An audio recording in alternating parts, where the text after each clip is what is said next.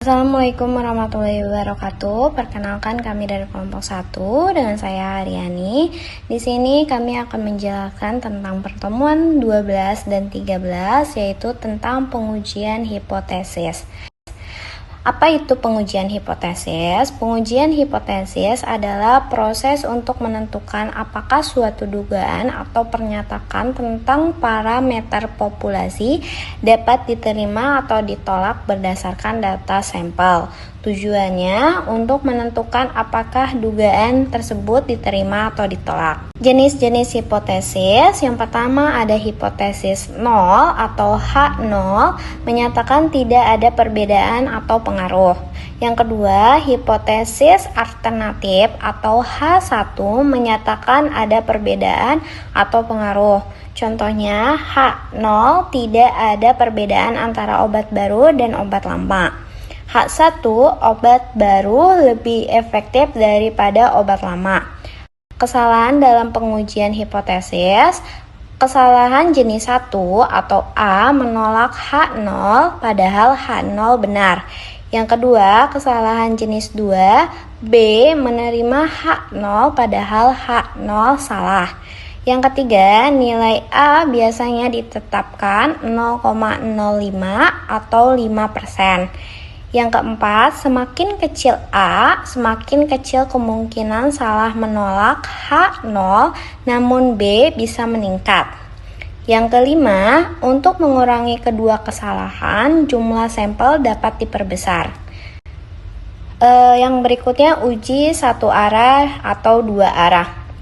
Uji satu arah digunakan jika arah perbedaan sudah diketahui. Contohnya, H1 menyatakan bahwa rata-rata lebih besar atau lebih kecil dari nilai tertentu. Uji dua arah digunakan jika arah perbedaan belum diketahui. Contoh, H1 menyatakan bahwa rata-rata tidak sama dengan nilai tertentu. Langkah-langkah penguji hipotesis. Pertama, menentukan H0 dan H1. Yang kedua, menentukan tingkat signifikasi atau A. Yang ketiga, menentukan statistik uji yang digunakan Z atau T. Yang keempat, menguji nilai uji berdasarkan data sampel.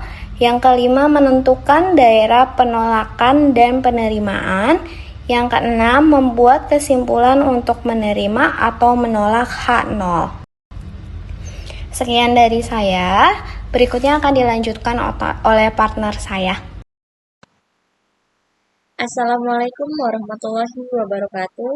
Perkenalkan, nama saya Esti Marlina. Di sini saya akan melanjutkan pembahasan sebelumnya, yaitu pengujian hipotesis dengan sampel kecil N kurang dari 30. Yang pertama, menggunakan uji T distribusi tes student karena populasi belum diketahui simpangan bakunya. Yang kedua, uji ini digunakan untuk mengetahui apakah rata-rata populasi berbeda secara signifikan dari nilai-nilai tertentu. Contoh, rata-rata waktu lama pembayaran sistem lama adalah 45 menit. Sampel 10 orang menunjukkan rata-rata 35 menit dengan simpangan baku 9,5 menit dan A sama dengan 5%. A di sini alfa. Hasil perhitungan menghasilkan T hitung sama dengan min 3,3 dan T tabel sama dengan min 1,833. Karena T hitung lebih kecil dari T tabel, maka HO ditolak. Kesimpulannya, sistem baru mempercepat waktu pembayaran secara signifikan. Oke, next selanjutnya pengujian dua sampel kecil. Pengujian dua sampel kecil digunakan ketika jumlah sampel kurang dari 30 dan variasi populasi tidak diketahui. Distribusi yang digunakan adalah distribusi T atau student. Pengujian ini meliputi yang pertama pengujian rata-rata satu populasi untuk mengetahui apakah nilai rata-rata populasi sama dengan nilai tertentu. Yang kedua, pengujian perbedaan dua rata-rata untuk melihat apakah ada perbedaan signifikan antara dua kelompok sampel kecil. Keputusan diambil dengan membandingkan nilai uji dengan nilai batas atau tabel. Jika hasil pengujian berada di daerah penolakan, maka HO ditolak. Artinya ada perbedaan atau pengaruh yang signifikan. Sekian dari saya, selanjutnya akan dilanjutkan oleh partner saya. Terima kasih. Selanjutnya kita masuk pada materi pertemuan ke-13, yaitu pengujian hipotesis dengan sampel besar. Pengujian hipotesis dengan sampel besar. Ujian hipotesis dengan sampel besar ini adalah proses untuk menguji kebenaran suatu dugaan atau hipotesis dengan populasi menggunakan data dari sampel. Jika jumlah sampelnya besar, yaitu N lebih dari atau sama dengan 30, maka kita menggunakan distribusi Z atau normal untuk menggunakan uji hipotesis. Tujuannya adalah untuk mengetahui apakah data sampel yang kita miliki mendukung hipotesis atau menolaknya. Dengan kata lain, kita ingin tahu apakah hasil dari sampel tersebut ini bisa mewakili keadaan sebenarnya di populasi atau tidak. Jenis pengujian dengan sampel besar. Ada beberapa jenis pengujian hipotesis dengan menggunakan sampel besar, yaitu yang pertama, uji rata-rata populasi. Jika kita ingin mengetahui apakah rata-rata suatu sampel berbeda secara signifikan dari rata-rata populasi. Yang kedua, uji proporsi populasi. Digunakan untuk menguji proporsi dalam sampel sama atau berbeda dengan proporsi di populasi. Yang ketiga, uji perbedaan dua rata-rata. Digunakan ketika kita ingin membandingkan dua rata-rata dari dua kelompok sampel besar. Yang keempat, uji perbedaan dua proporsi. Digunakan untuk melihat apakah ada perbedaan proporsi antara dua kelompok sampel besar. Jadi dengan berbagai jenis uji ini kita menentukan apakah perbedaan yang terjadi antara sampel dan populasi atau antar kelompok ini memang signifikan secara statistik atau hanya kebetulan saja. Tujuan dari uji ini adalah untuk mengetahui apakah rata-rata populasi pada sebuah data sama dengan nilai tertentu yang kita hipotesiskan. Dengan kata lain, kita yang menguji kebenaran suatu klaim atau anggapan terkait rata-rata suatu populasi. Rumus yang digunakan untuk uji rata-rata populasi itu ditunjukkan sebagai berikut, di mana yang pertama adalah rata-rata sampel yang telah kita hitung dari data, yang kedua rata-rata populasi yang ingin kita uji, yang ketiga merupakan simpang baku populasi, dan yang N adalah jumlah sampel yang digunakan. Jadi uji ini itu sangat bermanfaat jika kita ingin memastikan apakah rata-rata data kita secara statistik terbukti sama dengan nilai yang kita harapkan, misalnya standar industri atau klaim dari pihak tertentu. Oke, kita masuk ke contoh uji rata-rata. Misalnya kita punya data panjang rata-rata plat baja yang seharusnya 80 cm, kita ambil 100 sampel, dan dari hasil pengukuran didapat rata-rata 83 cm dengan standar deviasi 7 cm. Langkah pengujiannya yang pertama itu kita gunakan uji Z karena jumlah sampelnya sebesar yaitu 100. Dari tabel Z, kita dapat nilai Z tabel sebesar 1,96. Kemudian kita hitung nilai Z dengan rumus Z sama dengan 83 dikurangi 80 dibagi 7 per akar 100 sama dengan hasilnya itu 4,29. Nah, karena nilai Z hitung sama dengan 4,29 lebih besar dari Z tabel, jadi hasilnya itu 1,96, maka HO-nya itu ditolak. Kita masuk ke uji proporsi populasi P. Di sini tuh tujuannya untuk mengetahui apakah presentasi proporsi sama dengan nilai tertentu. Di sini kita menggunakan rumus Z sama dengan P dikurangi PO dibagi akar PO 1 dikurangi PO per N.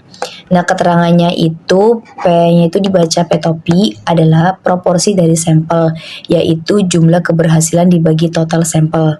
PO adalah proporsi yang dihipotesiskan atau nilai yang kita bandingkan, dan N adalah jumlah sampel. Oke, kita masuk ke uji dua rata-rata. Tujuannya itu untuk mengetahui apakah data kelompok memiliki rata-rata yang berbeda. Rumus yang digunakan adalah Z sama dengan X1 dikurangi X2 dibagi akar S1 pangkat 2 per N1 ditambah S2 pangkat 2 per N2. Di sini ada keterangan dari simbol-simbolnya, yang X1 dan X2 adalah rata-rata dari masing-masing sampel. S1 dan S2 adalah simpangan baku dari kedua sampel.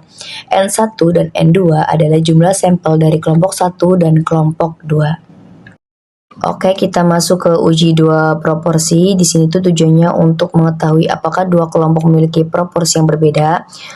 Nah, rumus yang digunakan untuk menghitung nilai Z adalah seperti di sebelah kanan.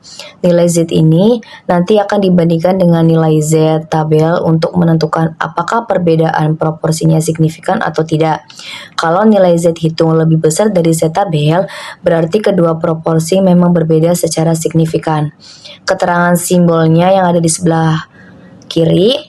P1 adalah proporsi dari sampel pertama, yaitu jumlah keberhasilan X1 dibagi total sampel pertama N1.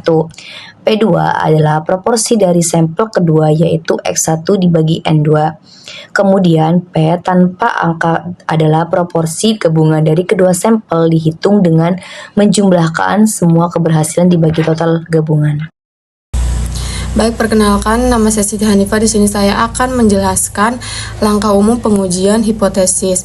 Yang pertama itu tentukan H0 atau hipotesis 0 dan H1 alternatif. Yang kedua, tentukan taraf signifikan. A, misalnya 5%. Hitung nilai Z hitung. Yang terakhir, tentukan nilai Z tabel dari distribusi normal. Lalu bandingkan jika Z hitung lebih dari Z tabel, artinya tolak H0 atau hipotesis 0, dan jika Z hitung kurang dari Z tabel, artinya terima H0 atau hipotesis 0. Baik, di sini saya akan membuat perbandingan singkat antara pertemuan 12 dan 13, di mana pertemuan 12 itu dia fokusnya konsep dasar dan uji T, dia fokusnya untuk sampel yang kecil. Untuk pertemuan 13 fokusnya terhadap uji Z, yaitu sampel besar. Untuk distribusi, pertemuan 12 itu menggunakan distribusi T, sedangkan pertemuan 13 itu menggunakan distribusi normal Z. Untuk jenis datanya, fokusnya untuk pertemuan 12 itu fokusnya kepada rata-rata, untuk pertemuan 13 itu kepada rata-rata dan korporasi. Untuk contoh dari pertemuan 12 itu yaitu uji sistem baru atau e-learning. Pertemuan 13 itu fokusnya contohnya itu pelat baja, produk caca, survei 2 daerah. Untuk tujuan akhir, dari tujuan akhir ini, si pertemuan 12 itu tujuan akhirnya memahami konsep dan langkah pengujian, sedangkan pertemuan 13 itu menerapkan uji hipotesis secara praktis. Baik, selanjutnya perkenalkan, nama saya Rika Fitriana dari kelas 03 SAKK 005 reguler CK. Di sini saya akan melanjutkan pembahasan ke contoh soal ya. Di sini ada seorang dosen berpendapat bahwa waktu yang dibutuhkan mahasiswa untuk membayar SPP itu rata-rata 45 menit. Ya, untuk menguji pendapat tersebut, maka diambillah sampel dari 10 mahasiswa yang membayar melalui sistem yang baru. Nah, diperolehlah rata-rata waktunya selama 35 menit. Ya. Nah, untuk simpangan bakunya di sini 9,5 menit, untuk dengan taraf signifikannya alfanya sama dengan 5%. Nah, di sini ditanyakan apakah uji sistem baru lebih cepat daripada sistem yang lama. Nah, langsung kita bahas aja ya. Di sini yang pertama diketahui ada hipotesis 0. Hipotesis 0 itu hipotesis awal ya, dugaan awalnya, yaitu mu-nya sama dengan 45 itu didapat dari rata-rata waktu pertamanya 45 menit. Nah, hipotesis akhirnya atau hipotesis 1, di sini mu-nya kurang dari 45 karena rata-rata waktunya diperoleh bukan 45 ya, tapi 35. Makanya di sini kurang dari. Nah, selanjutnya ada tentukan data yang diketahui. Di sini ada X bar sama dengan 35 itu dapat dari sini. Ya, yang ini nih H1 diubah menjadi X bar itu 35 menit. Nah, untuk mu 0-nya itu dapat dari sini hipotesis awal ya. Itu 45, sedangkan simpangan baku didapatin dari sini 9,5 menit ya. Nah, untuk N itu total sampel ya. Total sampel mahasiswanya sebanyak 10. Nah, di sini alfanya kita ubah persentasenya menjadi 0,05 dari 5% ya. Nah, selanjutnya kita menghitung statistik uji. Di sini didapatin ke rumusnya yang ini. T sama dengan X bar dikurangi mu 0, mu awal ya. Nah, di sini persimpangan baku per ini akarnya N ya. N itu dari sini. Nah, maka dapatlah yang X barnya itu kan 35, masukin terus dikurangi 45 itu mu 0, tahu mu awal ya.